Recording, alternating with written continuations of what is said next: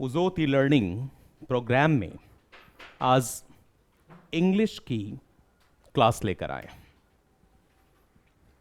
चलिए शुरुआत इंग्लिश से करें। एक बड़ा सवाल है, जब हम कंपटीशन की दुनिया में आते हैं तो इंग्लिश एक पहेली बन के रह जाता है। खास करके जो क्लास 3 क्लास 4 स्टेट्स हैं, जैसे बिहार है, उत्तर प्रदेश है, इन सब जगहों पे अपने आप में इंग्लिश एक पहेली बना हुआ है। और पहेली बनने की सबसे बड़ी वजह क्या है, तो पहले उस वजह को देख लेते हैं, फिर हम पढ़ेंगे, आज शुरू करेंगे। देखिए, पहेली बनने की सबसे बड़ी वजह ग्रामर। अब आप कहेंगे कि ग्रामर कैसे पहेली बन गई? तो जो ग्रामर हम पढ़ते आ रहे हैं, आप इमेजिन करिए 5वीं से लेकर के 10वीं तक, और फिर 10वीं के बाद 12वीं तक तो कम से कम सब लोगों ने ग्रामर को कई बार पढ़ा होगा, या यूं कह दें कि कई बार घासा होगा, तो कोई गड़बड़ नहीं है। लेकिन फिर आगे आपको यह समझना है कि इतना कुछ पढ़ने के बाद जब कॉमन एरर बनाने के लिए बैठते हैं तो क्वेश्चन नहीं बनता। क्यों? बहुत सोचने की बात है। टेक्निकली हम कहीं सही नहीं हैं, सिंपल सा। देखिए, एक्सक्यूजेस कुछ भी नहीं है। आपको बस एक बात समझना है कि आप कहीं ना कहीं टेक्निकली गलत हो रहे हैं, इसलिए ग्रामर के क्वेश्चन सॉल्व नहीं होते। फिर दूसरा सवाल आता है वर्ड्स पर। एक बहुत कई बार मैं स्टूडेंट्स से बात करता हूं, जब क्लासेस होते हैं ऑफलाइन वगैरह, तो वहां ये बात निकल के आती है कि सर वर्ड याद नहीं होते। भाई, याद नहीं होते, इतने ज्यादा वर्ड्स हैं, कैसे याद करें? ये सारी पहेलियों को हम इसमें क्रैक करने जा रहे हैं। सिर्फ एक बात है, सिर्फ ये कह देने से कि English is a funny language, English आसान नहीं हो जाएगी। आपका मेहनत करना होगा, और हमें आपको उसके साथ साथ ट्रिक्स भी बताने होंगे, आसानी से इंग्लिश आप समझ पाएंगे। एक चीज देखिए, मुसीबत कहां आती है भाषा में, तो आप दुनिया के जितने भी लैंग्वेजेस को ले लेंगे तो लैंग्वेज दो तरह के, ठीक है? अब दो तरह के लैंग्वेज कौन कौन से हैं? एक आपके पास है स्ट्रक्चरल लैंग्वेज। देखिए, समझिएगा, स्ट्रक्चरल मतलब जिसका कि स्ट्रक्चर है, और दूसरा क्या है? Non structural. नॉन स्ट्रक्चरल जिसका कोई स्ट्रक्चर नहीं है। अब देखिए, इसको मैं ऐसा करता हूं कि भारत में इसको समझाना थोड़ा आसान होगा। भारत में एक और भाषा है जिसको आप संस्कृत के नाम से जानते हैं। अब हम एक इंग्लिश उठा लेते हैं स्ट्रक्चरल वाले सेक्शन में, यहां ले लेते हैं हम क्या? इंग्लिश, और यहां ले लेते हैं हम संस्कृत। अब इन दोनों के बीच में एक हिंदी का सेंटेंस लेके आ जाते हैं, और ये हिंदी का सेंटेंस अकेला आपको प्रूव कर देगा कि इंग्लिश में परेशानी कहां होती है। जैसे एक सेंटेंस लेके आते हैं, मैं पुस्तक पढ़ता हूं। बहुत बहुत छोटा सेंटेंस दिया है और बहुत आसान सेंटेंस दिया है। आप में से तो कितने आदमियों ने अभी ट्रांसलेट कर लिया होगा इंग्लिश में और साथ में संस्कृत में। चलिए एक बार हम लोग भी करके देखते हैं।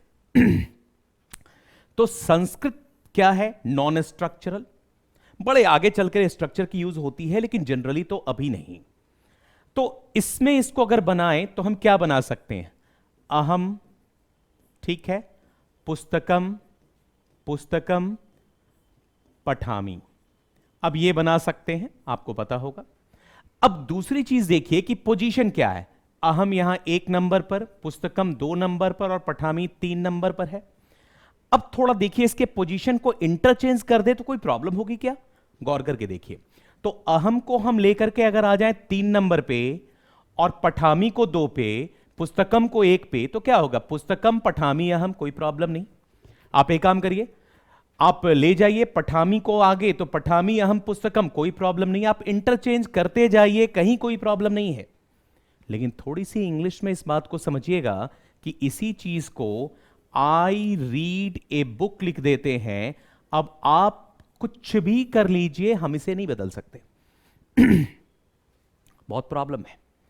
तो यहीं पर इंग्लिश कहीं ना कहीं एक एज ले लेता है, और कहीं ना कहीं आपको यह लगने लगता है कि नहीं भैया, भाषा डिफिकल्ट है, क्योंकि हमको हर स्ट्रक्चर को देख के चलना है, कॉमन एरर बनाने हैं, उसमें कई स्ट्रक्चर्स आने हैं। अब कई स्ट्रक्चर्स आने हैं तो हर स्ट्रक्चर याद होना चाहिए। तो वहां मैं आपको बताने जा रहा हूं कि हर स्ट्रक्चर को याद करने की जरूरत नहीं है, समझने की जरूरत है। रटना, मगिंग अप, ये कोई इलाज नहीं है, समझने की जरूरत है। तो हम लोग उस पर चलेंगे। आज जो पहला टॉपिक मैं लेकर के आया हूं आपके लिए, वो एकदम बेस पे, और बेस से पहला टॉपिक नाउन। अब देखिए, जब कोर्सेस हैं कंपटीशन के लिए, तो नेचुरल है कि ग्रामर का जो ढंग होगा पढ़ाने का, वो कॉमन एरर, गैप फीलर्स, इन सब के क्वेश्चंस को लेते हुए चलेंगे। तो चलिए शुरुआत कर लेते हैं पहला टॉपिक नाउन से, और उम्मीद कर रहे हैं कि आप सभी कोई बढ़िया से पढ़ेंगे, इंटरेस्ट लेंगे। अब देखिए नाउन, अब एक बात सिंपल समझना है कि डिफिनेशन कहीं भी डायरेक्टली पूछी नहीं जाती। डिफिनेशन क्या है? डिफिनेशन सिर्फ आपको खुद के समझने के लिए जानना होता है, बाकी डिफिनेशन को जानने की कोई आवश्यकता है नहीं। अगर आप समझना चाहते हैं टॉपिक को तो डिफिनेशन समझिए। चलिए समझा दें आपको, बस यहीं पर आइए। N for number. अगर आपको नंबर समझने में दिक्कत हो रही है, चलिए इसको एन से नेम कर लेते हैं। चलिए मामला खत्म। ओ से हम थोड़ा सा ऐसा करते हैं कि इसको तोड़ के ऑफ कर देते हैं। यू से यहां पे ले लेते हैं यूनिवर्सल, यूनिवर्सल, और एन से यहां पे ले लेते हैं नेटिव्स। मतलब क्या हो गया? नंबर ऑफ यूनिवर्सल नेटिव्स, या यूं कहिए नेम ऑफ यूनिवर्सल नेटिव्स। इस ब्रह्मांड में जो कुछ भी है, आइदर इट हैज फॉर्म, इस यूनिवर्स में जो कुछ भी है जिसका फॉर्म है या फॉर्म नहीं है, जिसका बेसिकली फॉर्म है या फिर फॉर्म नहीं है, तो आप समझिए वो सारे के सारे, उन सब के नाम नाउन हैं। बस नाउन मतलब नाम। एक बात बताऊं कि जब हम लोग बचपन में पढ़ते थे तो हमारे टीचर ने कहा कि तुम्हारी संज्ञा क्या है। अब वहां बड़े कंफ्यूजन पड़ गए कि मेरी संज्ञा क्या होनी चाहिए। बाद में पता चला कि संज्ञा नाउन ही है, और संज्ञा का मतलब नाम ही है। आपकी संज्ञा क्या है? मतलब अपना नाम बोलिए। तो नाउन को सिंपल समझिए, नाम है। और नाम किसका है? पर्सन का। अब देखिए, आप कहेंगे कि ये डिफिनेशन क्यों नहीं दिया, तो एक बात समझिए, बहुत पॉपुलर डिफिनेशन है, पर्सन, प्लेस और थिंग। ये डिफिनेशन बड़ा पॉपुलर है।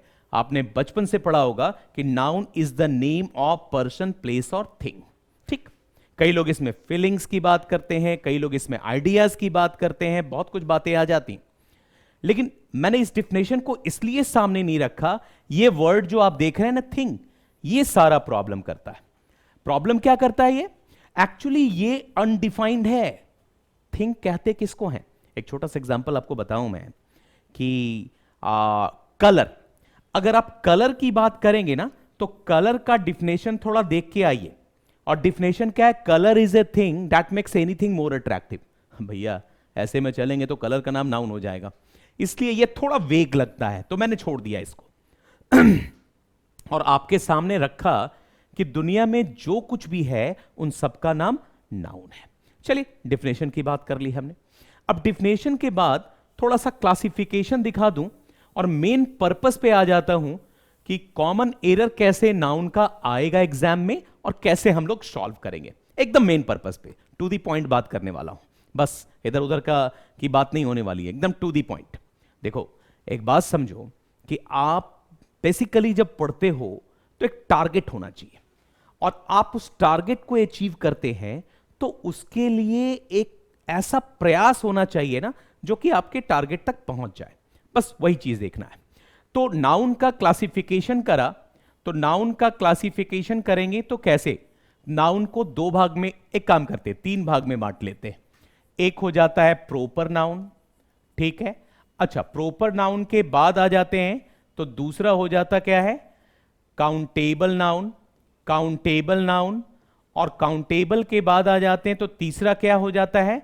Uncountable noun. चलिए भैया, ये कुल मिला के तीन भाग में ले आए। अब फिर आ जाइए काउंटेबल को हमने दो भाग में बांट दिया। कौन कौन सा? एक हमारा हो गया क्या? कॉमन नाउन, और दूसरा क्या हो गया? Collective noun. ये काउंटेबल का पार्ट है। अनकाउंटेबल को भी दो भाग में बांट दिया। एक हो गया कौन सा? मटेरियल नाउन, और दूसरा हो गया कौन सा? Abstract noun. ये हम लोगों ने बांट लिया, proper noun, countable noun, uncountable noun. Countable noun के दो पार्ट्स बता दिए, कॉमन और कलेक्टिव। अनकाउंटेबल के दो बता दिए, मटेरियल और एब्स्ट्रैक्ट। चलिए, पार्ट हम लोगों ने देख लिया। अब इस पार्ट के बाद मैं एक एक के बारे में आपको बताने जा रहा हूं, और बारे में के साथ साथ एक एक से कॉमन एरर कैसे आता है उस पर मैं दिखा देता हूं। अगर आपने हर टॉपिक का यह समझ लिया कि इस पे कॉमन एरर का क्वेश्चन क्या बनता है, तो फिर आप बैंकिंग का एग्जाम दें, आप कैट का एग्जाम दें, क्लैट का एग्जाम दें, आप एसएससी का एग्जाम दें, कहीं कोई प्रॉब्लम नहीं है। आप यूपीएससी के लिए जाएं, कोई प्रॉब्लम नहीं है। सिर्फ आपको यह समझना है कि किस चैप्टर के किस पोर्शन से क्वेश्चन बनता है, बस उस पर में फोकस करिए। Just focus on that. अब देखिए, अब यहां पर मैं एक नाउन से शुरुआत आपको कर देता हूं और एक नाउन के बारे में बताता हूं। सबसे पहले क्या लिए?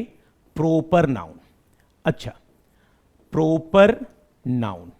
अब इसके बारे में समझिए, बहुत ज्यादा लंबा नहीं करेंगे, एक लाइन में आपको डिफिनेशन समझाते हैं। Name of particular. पर्टिकुलर कहते किसको हैं? किसी खास को, पर्टिकुलर। अच्छा, अगर पर्टिकुलर समझने में दिक्कत हो रही है तो स्पेसिफिक। स्पेसिफिक कह सकते हैं, विशिष्ट। ठीक है, नेम ऑफ पर्टिकुलर या स्पेसिफिक। अब क्या हो गया? पर्सन। ठीक है, पर्सन के अलावा क्या हो गया? प्लेस, और फिर वही कहानी जो मैंने कहा था कि थिंग। तो पर्टिकुलर, यहां पर भी एक थिंग भी ले लेते हैं, तो किसी खास पर्सन का नाम। अब पर्सन का नाम तो आप समझ ही गए होंगे। आप मेरा ही नाम ले लीजिए, हम अपना ही नाम लिख देते हैं, भैया प्रॉपर नाउन है, ये हमने यहां पे लिख दिया, संतोष। चलिए, नाम भी क्लियर हो गई होगी। उसके बाद प्लेस में आ जाएं। अब प्लेस में कोई भी प्लेस ले लीजिए, आप पटना ले लीजिए, साथ में आप रांची ले लीजिए। अच्छा, कहिएगा सर इसी टाइप के प्लेस? नहीं भाई, ज्योग्राफिकल वैल्यू के प्लेसेस भी ले सकते हैं, लीजिए ना, बड़े मजे में लीजिए, कोई दिक्कत नहीं है। आप सुएज कैनाल कहिए, कोई प्रॉब्लम नहीं है। किसी भी चीज का, पर्टिकुलर चीज का नाम जो है वो नाउन है। कॉन्सेप्ट एकदम क्लियर बना के रखिए, कॉन्सेप्ट में कहीं कोई प्रॉब्लम नहीं होना चाहिए। पर्टिकुलर थिंग का नाम जो है वो नाउन है, ये कॉन्सेप्ट एकदम बनाइए।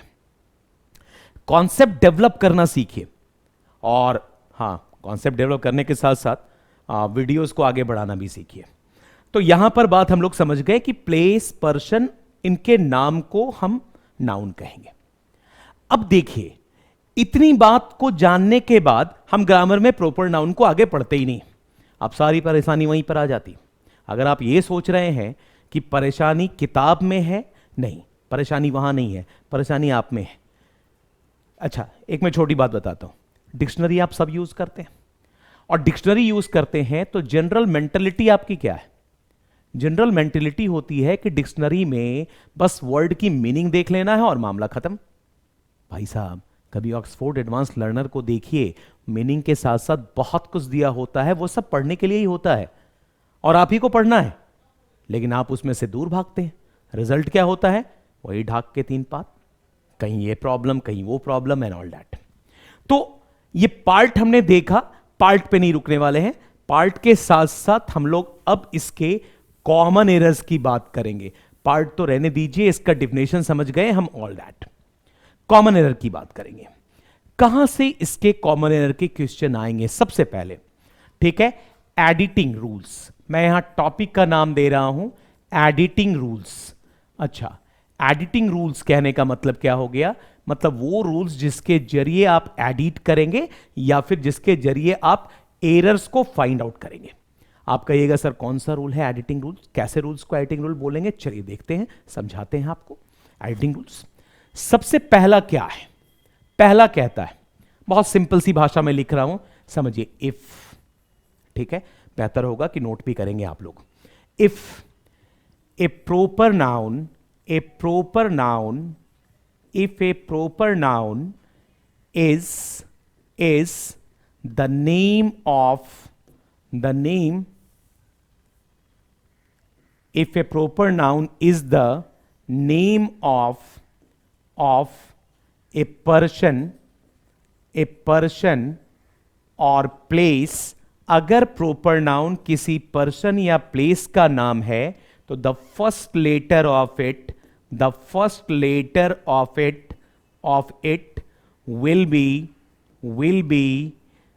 B in capital, in capital. पहला लेटर इसका किस में होगा? कैपिटल में होगा। बहुत साधारण सा रूल है, हर जगह आप सुनते होंगे। अच्छा, ये जो बात है ना, ये लिखना क्यों पड़ा? क्योंकि इसके आगे में एक चीज मैं जोड़ दे रहा हूं, irrespective, irrespective of its position, of its position. मतलब सेंटेंस में वो कहीं भी यूज में आ जाए, कोई फर्क नहीं पड़ता। अगर प्रोपर नाउन किसी पर्सन का नाम है, किसी प्लेस का नाम है, तो उसका पहला लेटर हमेशा कैपिटल होगा। मोटी बात है, समझ गए होंगे। अब जैसे हमने कह दिया I met Ram in Ranchi, I met Ram in Ranchi. अब देखिए, बहुत कॉमन सा एरर इसमें है। वैसे ऐसे क्वेश्चन पूछेंगे नहीं, लेकिन फिर भी जब प्रॉपर नाउन की बात कर रहे हैं तो इसको समझना पड़ेगा। तो यहां पर देखिए क्या एरर है। ये राम पर्सन का नाम है, ये हमारा कैपिटल का आर होना चाहिए था। रांची प्लेस का नाम है, ये भी हमारा कैपिटल का आर होना चाहिए था। तो ये एक हम लोगों ने इसकी एडिटिंग को देख लिया। अब एक एडिटिंग को देखने के बाद आइए दूसरी एडिटिंग्स का रूल मैं आपको इसमें बताता हूं कि सेकेंड एडिटिंग का रूल क्या है। अब यहां से क्वेश्चन आपके एग्जाम में आने जा रहे हैं, अब आपको समझना है। सबसे पहला नंबर टू देखिए क्या कहता है। नंबर 2 कहता है इफ, ध्यान से देखिएगा और समझिएगा। If the proper noun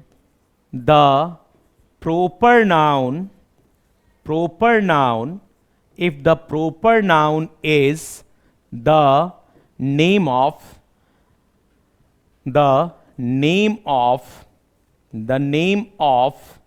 a person or place, it cannot be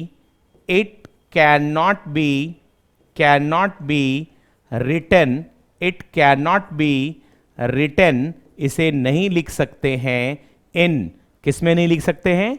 it cannot be written in plural form.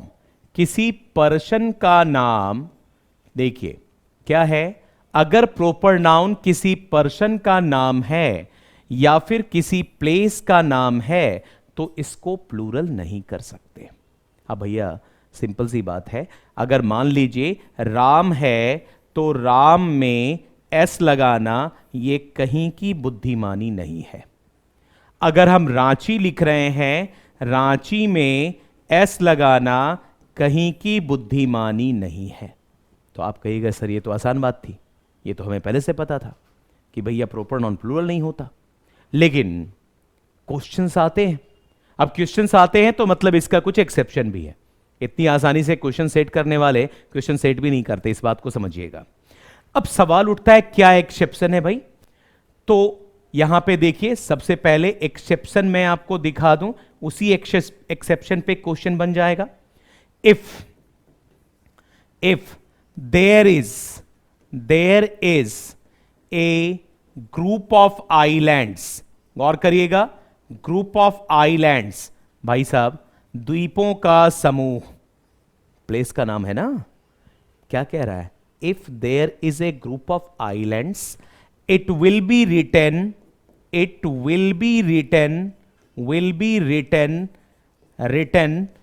In plural form, तो इसे प्लूरल फॉर्म में लिखा जाएगा। तो एक प्रॉब्लम तो यही सामने आ गया, प्लेस का नाम हमेशा सिंगुलर होगा, प्लूरल नहीं होगा। लेकिन अगर प्लेस का नाम कोई ग्रुप ऑफ आइलैंड है तो ऐसे में उसे हम प्लूरल फॉर्म में लिख सकते। कहिएगा कैसे सर? अच्छा चलिए, अभी देखिए एक कंट्री है वेस्ट इंडीज। वेस्ट इंडीज क्या है? तो इसको समझना है कि वेस्ट इंडीज क्या है।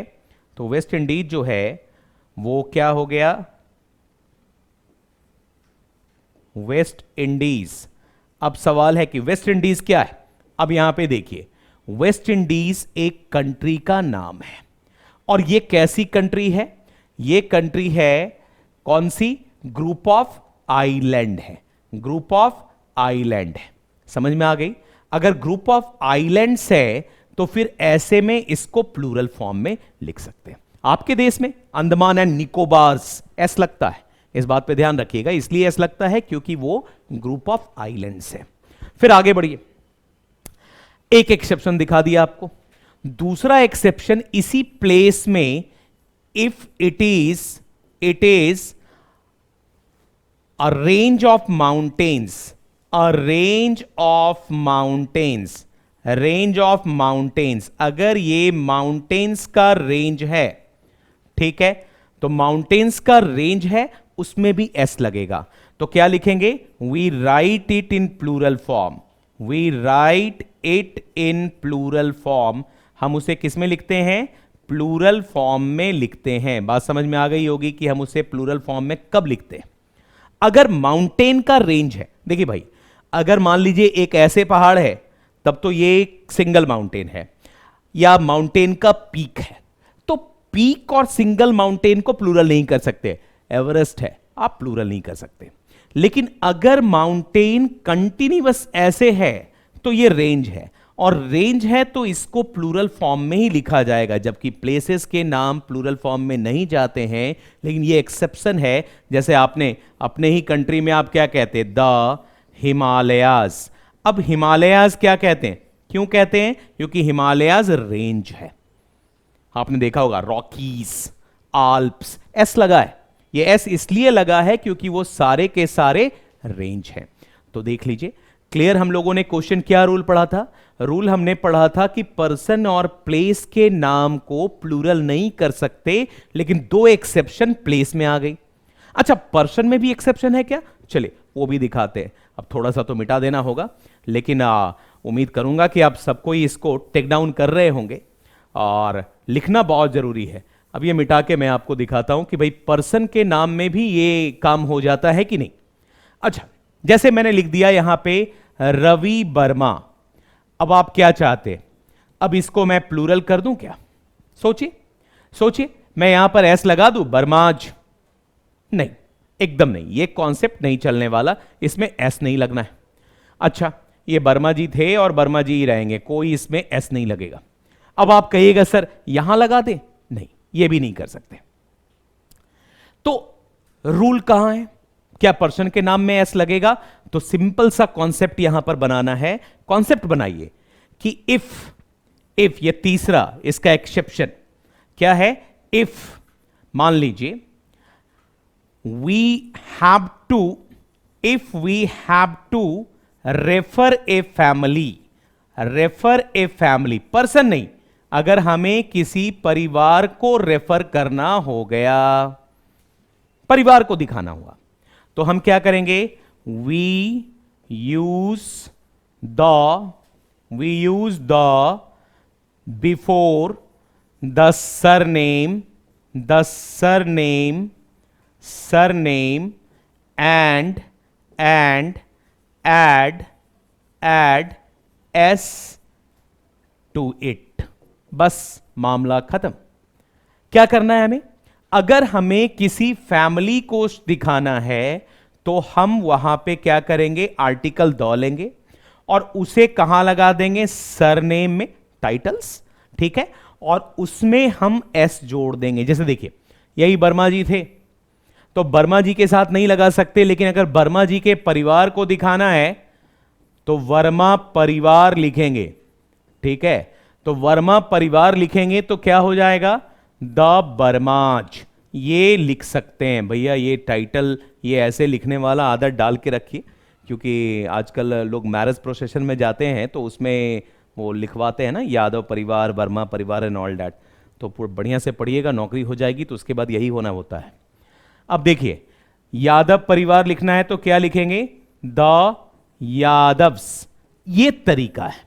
यहां पर एस लग सकता है, बाकी जगहों पर एस लगने के चांसेस नहीं है किसी नाम में, कहीं नहीं। तो प्रॉपर नाउन से अगर कोई भी कंपटीशन में क्वेश्चन बनता है तो इसी 3 रूल से बनता है। ठीक है, एक और पर्टिकुलरली हम आपको दिखा देते, कम क्वेश्चन बनते हैं लेकिन उसको भी आप देख ही लीजिए प्रॉपर नाउन में।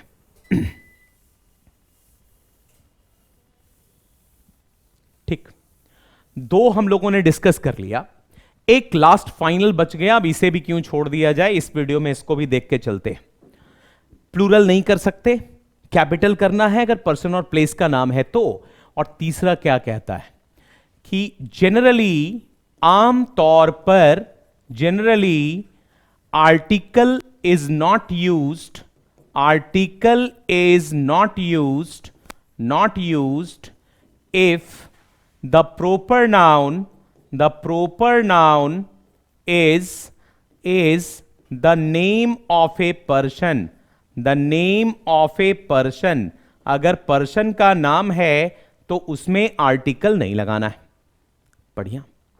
अब जैसे यहां पे समझने की बात है, हम कह दिए दौराम, ऐसा नहीं हो सकता, दौराम ये करना एकदम गलत होगा, नहीं कर सकते।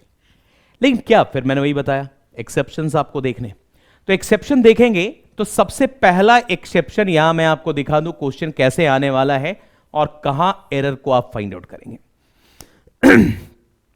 मान लीजिए नंबर ए में आप देखिए, if there is a stranger, there is a stranger, अगर आपके सामने कोई पर्सन आ जाए और वो स्ट्रेंजर है, स्ट्रेंजर है मतलब अजनबी है, तो one can use article a an, article use कर सकते हैं, कौन सा, a an before the name. हम नाम के पहले किसका यूज करेंगे, आर्टिकल ए एन का यूज करेंगे। ठीक है, देखिए आदमी स्ट्रेंजर होना चाहिए। अब आप कहिएगा सर ए एन का मतलब यहां पे ए एन का एक होगा क्या, नहीं, ये बात नोट करने वाली है कि here a an is equal to कोई, ये एक वाला सेंस नहीं आने वाला, यहां ए एन का मतलब कोई हो जाना है। जैसे देखिए, अब आपके फादर हैं, वो घर पर नहीं है, कोई पर्सन मिलने आए, आप उसको पहचान नहीं रहे थे, तो जब वो आएंगे तो आप क्या बताएंगे, मान लीजिए उसने कहा कि मेरा नाम वर्मा जी है, तो आप क्या बताएंगे, कोई वर्मा जी आपको मिलने आए थे। अब इसको लिखने का तरीका क्या होगा, ए वर्मा जी वॉज आस्किंग फॉर यू, कोई वर्मा जी आपके बारे में पूछ रहे थे। अब देखिए, अगर आपको इस रूल का ज्ञान नहीं होगा तो आप सोचेंगे कि भैया ये तो एरर हो गया, जबकि ये एरर है नहीं। यहां पर ए का मतलब कोई है, कोई, या फिर अंग्रेजी में हम इसके लिए एक और वर्ड यूज कर सकते हैं, सम का। ठीक है, तो सम या कोई का सेंस है ए का, तो यही बात समझिए, अगर पर्सन स्ट्रेंजर है तो हम वहां आर्टिकल लगा सकते हैं, नहीं तो आर्टिकल लगाने की आवश्यकता नहीं है। अब चलिए, अभी एक एक्सेप्शन आपको दिखा दिया, अभी कुछ और एक्सेप्शन आपको दिखा देता हूं जिसमें कि आर्टिकल लगेगा किसी पर्सन के नाम के पहले। अब देखिए दूसरा बी का एक्सेप्शन देख लेते हैं। मान लीजिए एक आदमी एक्स है और उसको हम वाई से कंपेयर कर रहे हैं, सीधी बात, मैथमेटिक्स आप लोग ज्यादा समझते हैं, तो यहां समझिए कि x को y से हम कंपेयर करें। अच्छा, x भी प्रॉपर नाउन है, y भी प्रॉपर नाउन है, तो y के पहले हम आर्टिकल ए एन लगा सकते हैं अगर ये कंपैरिजन जेस्ट के लिए हुआ है। जेस्ट मतलब क्या, मजाक उड़ाने के लिए, मजाक उड़ाने के लिए, मतलब, या दूसरी भाषा में कहें उपहास के लिए। अगर x का कंपैरिजन y से करना है और वो कंपैरिजन इसलिए करना है कि उसका मजाक बनाया जा सके, तो वहां ए एन लगाइए, कोई दिक्कत नहीं है। जैसे ओह व्हाट ए सलमान खान। अब भाई साहब, अब कोई आदमी बहुत पतला दुबला है, लीन थीन पर्सन है, लेकिन उसकी अकड़ है बहुत ज्यादा, तो आप क्या कहते हैं, आप बड़ा सलमान खान बनता है। अब ये जो मजाक उड़ाने का तरीका है वो आराम से ए लगा सकते हैं। दूसरी बात पे आते हैं, यहां तो क्लियर हो गया आपको कॉन्सेप्ट। अच्छा, एक बात और देखिए, मान लीजिए यही कंपैरिजन सी में आके हम लोग कर लेते हैं, एक्स का कंपैरिजन वाई से करना है, और एक्स का वाई से जब हम कंपैरिजन कर रहे हैं तो ये क्यों कर रहे हैं, प्रेज के लिए, देखिए एकदम उल्टा है मामला, थोड़ा सा पे बात गड़बड़ा जाएगी। यहां मजाक उड़ाने के लिए किया और यहां प्रेज के लिए। प्रेज मतलब क्या हो गया? प्रशंसा। अगर प्रशंसा के लिए कर दिया हमने कंपैरिजन तो क्या करने वाले? तो भैया यहां पर द लगा दीजिए, कोई दिक्कत नहीं। यही सलमान खान वाला, जैसे हम यहां कह दिए he is the Salman Khan, Salman Khan of our society, of our society, तो चलेगा ना, कोई प्रॉब्लम नहीं है। यहां हम प्रशंसा कर रहे हैं, मान लो डोले शोले वाला कोई आदमी है और बेहतर फिजिक का पर्सन है, तो हमने उसे सलमान खान कह दिया। मान लो कहीं हम कह दे कि सी इज द लता मंगेशकर, ये जो द लगाते आप सुनते हैं, एक बड़ा पुराना सेंटेंस चलता है कि कालिदास इज द शेक्सपियर। मैं उससे सहमत नहीं होता हूं, इसलिए क्योंकि कालिदास बहुत बेहतरीन थे, अब उनको उनसे कंपेयर करना बड़ा मुश्किल काम है, दोनों उद्भट है, अब कहना मुश्किल है। लेकिन फिर भी क्या लिखते हैं? Kalidas is the Shakespeare of India, ये क्या है? प्रशंसा है। और ए लगा देंगे तो उपहास हो जाएगा। बस इस चीज को पकड़ना है। तो प्रॉपर नाउन से रिलेटेड हर क्वेश्चन हमने, तो प्रॉपर नाउन के सारे क्वेश्चंस देख लिए। अब आप एकदम विश्वास करके चलिए कि ग्रामर का प्रॉपर नाउन सेक्शन से किसी भी कंपटीशन का कोई क्वेश्चन आपसे छूटने वाला नहीं, ठीक है। अब फिर अगले वीडियो में हम लोग मिलेंगे और अगले वीडियो में हम लोग बात करेंगे काउंटेबल नाउन की, कॉमन नाउन की। उम्मीद है अच्छा रहा होगा ये सेशन। अगले सेशन में मिलते हैं।